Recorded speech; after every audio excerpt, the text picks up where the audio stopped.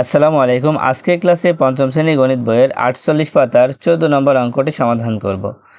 তো নিচে একটি আয়তাকার মেঝের ছবি দেওয়া আছে।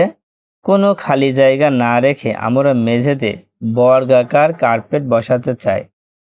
দেখো, এই নিচে একটি আয়তাকার মেঝের ছবি দেওয়া আছে। তো এই মেঝেতে এখন কার্পেট বসাতে হবে। তো কার্পেটটা কেমন হবে? বর্গাকার হবে। বর্গাকার কার্পেট আমরা এমনভাবে বসাবো যেন কোনো জায়গা খালি না থাকে। হ্যাঁ, কোনো জায়গা যাতে খালি না থাকে। এখন ১ নম্বরে যে প্রশ্নটা আছে, মেঝেতে বসানো যাবে এমন বৃহত্তম কার্পেটের এক বাহুর দৈর্ঘ্য নির্ণয় করো। এই মেঝেতে আমরা সবথেকে বৃহত্তম মানে বড় কার্পেটের দৈর্ঘ্য বসাবো, সবথেকে বড়। তো এখানে দেখো, এই বৃহত্তম কথা থাকার কারণে আমাদের এখানে এই অঙ্কটা করতে হবে গসাগু। তোমরা তো আগেই জানো, বড় বোঝালে গসাগু করতে হয়। এই শব্দটার কারণে এটা কি করবা? গসাগু করবা। তো গসাগু করার আগে তোমরা একটা কথা লিখে নিবা যে 48 ও 36-এর গসাগু হবে বৃহত্তম কার্পেটের এক বাহুর দৈর্ঘ্য অথবা বৃহত্তম বর্গাকার কার্পেটের এক বাহুর দৈর্ঘ্য। এটা কিন্তু লিখে নিবা। তো এটা না লিখলেও কোনো অসুবিধা নেই, তোমরা ডাইরেক্ট গসাগু করে দিবা। তো দেখো এখন আমি কিভাবে করব। তো তোমরা প্রথমেই লিখে নিবা যে 48 ও 36-এর গসাগু হবে বৃহত্তম বর্গাকার কার্পেটের এক বাহুর দৈর্ঘ্য। দেখো, গসাগু আমরা কয়েকটা নিয়মে শিখেছি। তোমরা এটাকে চাইলে গুণনীয়কের সাহায্যে করতে পারো, আবার ইউক্লিডীয় পদ্ধতিতেও করতে পারো। তো প্রথমে আমরা এই 48 আর 36 নিচে লিখে নিলাম। দেখো, 48, 36। আমার কাছে এটা সব থেকে সহজ হয়, এই জন্য এই নিয়মটাই করব। তোমরা দুইটা সংখ্যা তুলে ঠিক এইভাবে নিচে দাগ দিবা। এখন দেখো, এখানে 48, এখানে 36, দুইটাই তো জোড় সংখ্যা। যদি জোড় সংখ্যা থাকে অবশ্যই 2 দিয়ে ভাগ করা যাবে।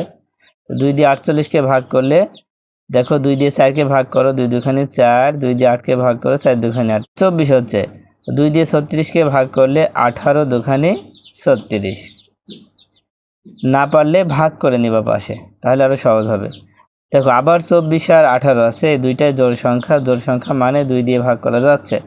2 দিয়ে 24-কে ভাগ করো, 12 দুখানি 24। 2 দিয়ে 18-কে ভাগ করলে 9 দুখানি 18। 12 এবং 9-কে 3 দিয়ে ভাগ করা যাচ্ছে, 3 দিয়ে ভাগ করে ফেলো। দেখো, 3 4 12, 3 3 9। এখন 4 এবং 3-কে আর কোনো সংখ্যা দিয়ে ভাগ করা যাচ্ছে না। তো এবার লিখবা, অতএব 48 ও 36-এর গসাগু। তো গসাগু কিভাবে করবা? দেখো, আমরা শুধুমাত্র যে সংখ্যাগুলো দিয়ে ভাগ করলাম, এই 3টা সংখ্যা ছাড়া কোনো সংখ্যা নিব না। দেখো, 2 2 3, 2 গুণ 2 গুণ 3। এবার গুণ করে ফেলো, 2 দুখানি 4, 4-এর সাথে 3 গুণ করলে 3 4 12। তার মানে আমাদের যে বৃহত্তম কার্পেটের দৈর্ঘ্য হবে 12।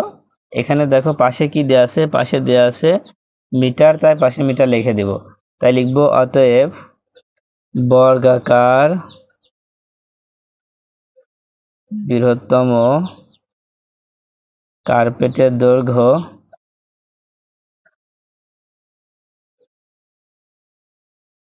কত হবে?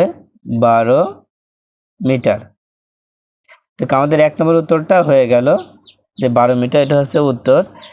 এবার 2 নম্বরটা খেয়াল করো, কি লেখা আছে। দেখো, 2 নম্বরে আছে সম্পূর্ণ মেঝেতে কার্পেট বিছানোর জন্য এরূপ কয়টি কার্পেট লাগবে। তোমরা এখানে যে আয়তাকার মেঝে দেখতে পাচ্ছ, এই মেঝেতে যদি আমরা কার্পেট বিছাতে চাই, এই মেঝেতে যদি সম্পূর্ণ কার্পেট বিছাতে চাই, তাহলে আমাদের কয়টি কার্পেট লাগবে? কয়টি কার্পেট লাগবে সেটা বের করার জন্য কি করতে হবে? প্রথমে আমাদের বের করতে হবে এই যে এখানে যে আয়তাকার মেঝে আছে, এই মেঝের ক্ষেত্রফল বের করতে হবে। যেহেতু এটা আয়তাকার মেঝের ক্ষেত্রফল, সেই জন্য এই 48 আর এই 36 গুণ করতে হবে, তাহলে মেঝের ক্ষেত্রফল বের হয়ে যাবে। তারপরে আমাদের আবার কার্পেটের এক বাহুর দৈর্ঘ্য তোমরা পেয়েছি 12, তার মানে কার্পেটেরও ক্ষেত্রফল বের করব। প্রথমে বের করব মেঝের ক্ষেত্রফল, তারপরে বের করব এই বৃহত্তম কার্পেটের ক্ষেত্রফল। বের করার পরে এই ক্ষেত্রফলকে আমরা এই ক্ষেত্রফল দিয়ে ভাগ করলে উত্তরটা হয়ে যাবে।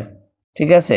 তাহলে প্রথমে আমরা লিখে নিব, 2 নম্বর দিয়ে লিখে নিব সম্পূর্ণ মেঝের ক্ষেত্রফল যেহেতু ক্ষেত্রফলটা ছিল কি আয়তকার, সেই জন্য ক্ষেত্রফলের সূত্র হচ্ছে দৈর্ঘ্য গুণ প্রস্থ। দৈর্ঘ্য গুণ প্রস্থ। দেখো এখানে যে দুইটা মান দেওয়া আছে, এই 48 মিটার, দেখো এই সাইডটা বড়, এই বড়টাকে আমরা কি বলবো? দৈর্ঘ্য বলবো। এটা কি দৈর্ঘ্য হবে, আর এই ছোটটাকে বলা হবে কি প্রস্থ। তার মানে দৈর্ঘ্য 48 মিটার, প্রস্থ 36 মিটার। আচ্ছা আমরা পাশেই গুণ করে দিই, দেখি কত হয়। 48 আর 36 যদি গুণ করা হয়, 6টা 48-এর 8, হাতে থেকে 4, 4 ছক 24 আর 28। এবার 3 দিয়ে যখন গুণ করবো তখন আগে একটা শূন্য দিব। 3 8-এ 24, 3 4-এ 12 আর 2 হচ্ছে 14। 8 8 4 12, 2 হাতে 1, 4 1 4 1 5 আর 2 7 আর 1 বসায় দাও। কত হচ্ছে? 1728 হচ্ছে। তার মানে 48 আর 36 গুণ করলে হবে 1728 বর্গ মিটার। এবার কি করবা? দেখো সম্পূর্ণ মেঝের ক্ষেত্রফল বের হয়ে গিয়েছে। এবার আমরা লিখব অতএব বর্গাকার বৃহত্তম কার্পেটের ক্ষেত্রফল। কার্পেটের ক্ষেত্রফল। যেহেতু এখানে বর্গাকার আছে, তার মানে বর্গাকার ক্ষেত্রের ক্ষেত্রফলের সূত্র কি তোমাদের জানা আছে? অবশ্যই তোমাদের জানা আছে। দেখো এক বাহুর দৈর্ঘ্য গুণ এক বাহুর দৈর্ঘ্য। তার মানে আমরা এখানে যে বৃহত্তম কার্পেটের দৈর্ঘ্য 12 পেয়েছি, এই 12টাকে আমরা 2 বার গুণ করে দেব। 12 গুণ 12। অথবা তুমি লিখতে পারো এক বাহুর দৈর্ঘ্য গুণ এক বাহুর দৈর্ঘ্য, অথবা লিখতে পারো বাহু গুণ বাহু, তাও কিন্তু হবে। ব্র্যাকেট দিয়ে বর্গ মিটার আমরা একবারে লিখে দিলাম। এখানে তোমরা চাইলে এই লাইনটা না লিখে একবারে 48 গুণ 36ও দিতে পারো। 12 আর 12 গুণ করলে হবে 144 বর্গ মিটার। দেখো আমাদের দুইটারই ক্ষেত্রফল বের হয়ে গিয়েছে। তাহলে এখন আমরা কয়টি কার্পেট লাগবে সেটাই বের করব। তো এবার তোমরা লিখে দিবা যে সম্পূর্ণ মেঝেতে কার্পেট বিছানোর জন্য কার্পেট লাগবে 1728 ভাগ 144। দেখো ভাগ করলে কত হবে? আমরা পাশে ভাগ করে দিয়েছি, উত্তর হবে কত? 12 হবে। তার মানে এখানে লিখবো হচ্ছে 12টি। দেখো সম্পূর্ণ মেঝেতে কার্পেট বিছানোর জন্য কার্পেট লাগবে কয়টি? 12টি। এটাই হচ্ছে উত্তর। তার মানে উত্তর লিখবো হচ্ছে 12টি।